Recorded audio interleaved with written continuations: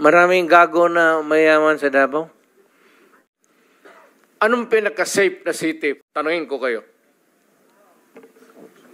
Noong panahon po ng tatay ko, San Juan po. Yung katabi mo. Yung katabi mo.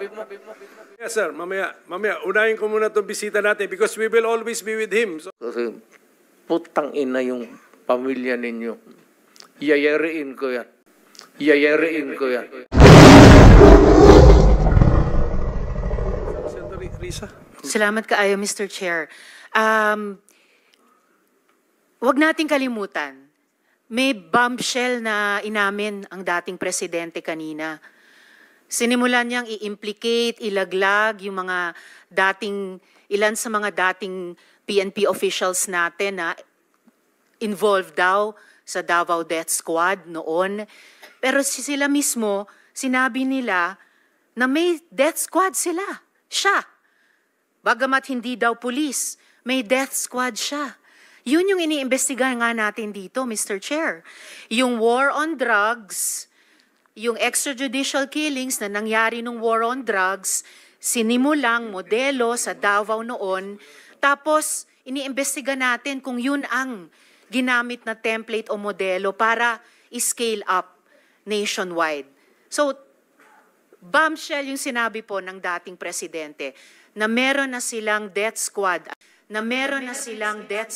ano man ang pangalan yan, police o non-police ba yan, kasi it looks like what we are investigating now, yung ginamit na instrumento para sa war on drugs na nagbunga ng napakaraming extrajudicial killings. You are For the record, Mr. correct, ma'am. Chair. Thank you, Mr. Chair.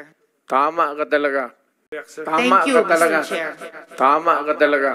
Kanina, sinabi nyo there were 7 people dun sa inyong self-described death squad.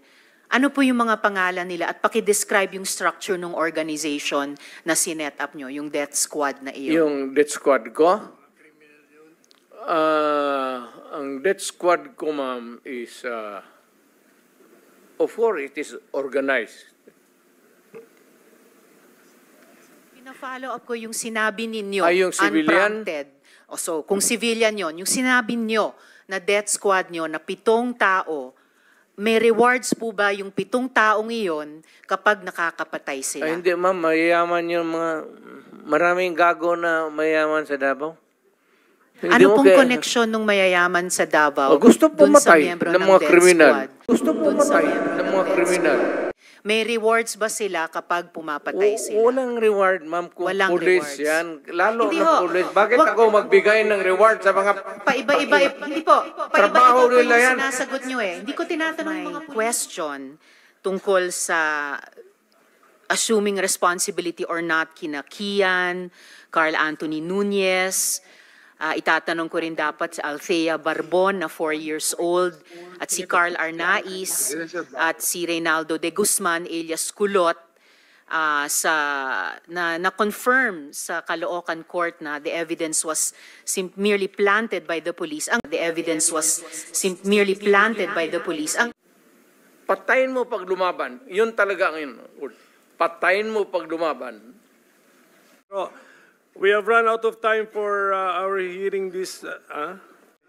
We suspend so that the president can Ayaw ko kasi there are so many questions that would be left unanswered. we suspend our hearing.